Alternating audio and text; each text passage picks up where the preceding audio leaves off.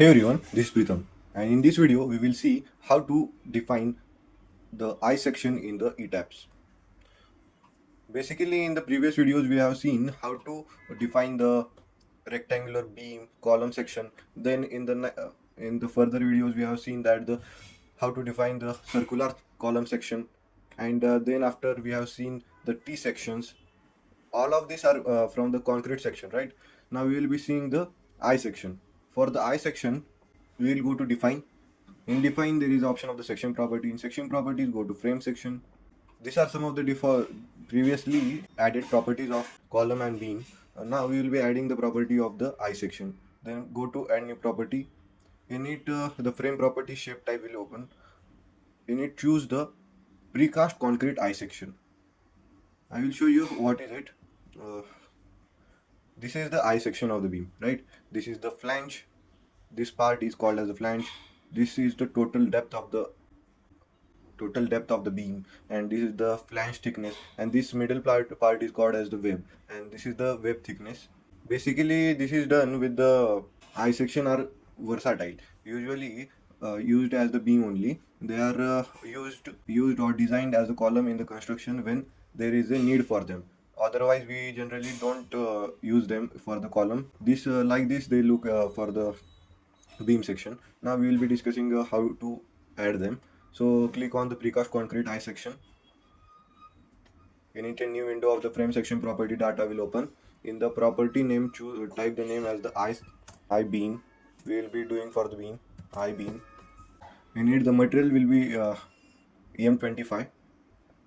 It is the grade of concrete EM25. Then the section shape as the precast one that we have added. This is precast I, not one.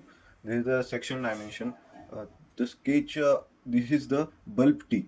We are not going for the bulb T. We are going for the I girder. It is basically used in the main projects for the resisting the more load of it. After clicking on the I girder, this will show you the beam. So basically these are some of the dimension of it. B1, this is the width of the flange, upper flange, and B2 is the width of the lower flange. It is the D1 is the total depth, D6 is the depth of the flange 2. This is the flange 2 and this is the flange 1, and D2 is the depth of the top flange, and B3 is the web part. This B3 is the thickness of the web.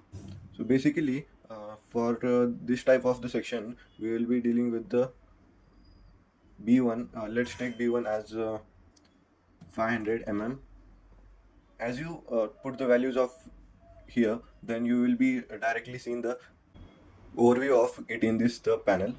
And this is the B1. This is the width of flange, length of flange of the top flange, and B2 is the bottom flange. Let's take it as the 400 mm. And B3 is the width of the web. Let's take it as the 100. And after that we will be going for the D1. D1 is the total depth of the beam, so we will be taking it as the 700.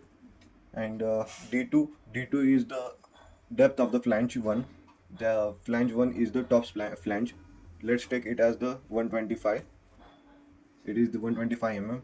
D2 is D3 is we generally don't take it, but in some cases we have to take it. In this case we will not take, so we will be making it as a 0 mm.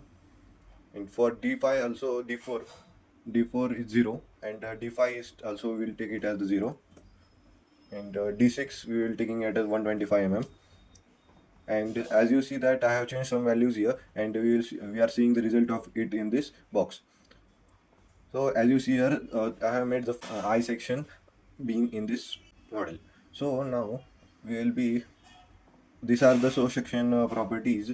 In this the area and all these are being default, we can't change them. These are the taken by the software itself. As we have mentioned here, the materials as the it is the I section, and the base material is the M25 grade, and whatever we have added here, the dimension based on it, it shows the all the data here. And just we will click on OK, and our I beam section has been added. Now we will see it by modeling it. For that just go here to the quick draw beams, click on it, and there is an option in the property of in the in the properties there is an option of the I beam section that we have added now, and just put it here. As you see here, as I put here, the I section beam has been added. This is the I section beam. We can add a I section column also here. I section is used for both beams and the columns, but we preferred to use it in the beams only. So for the putting it in the column section, column side, we go to the this quick draw columns. In it, there is in the property section there is a option of choose the option of the I beam section. In it, I will put here the column side, the column, and in this side also column. We can change its orientation by this angle. I will click on 90, and you can see here the orientation has changed here. This is the horizontal and this is the vertical. It has changed to the 90-degree, and you can see properly that the I section has been made. Like this way we make the I section in our model. That's it for the today's video. See you in the next video.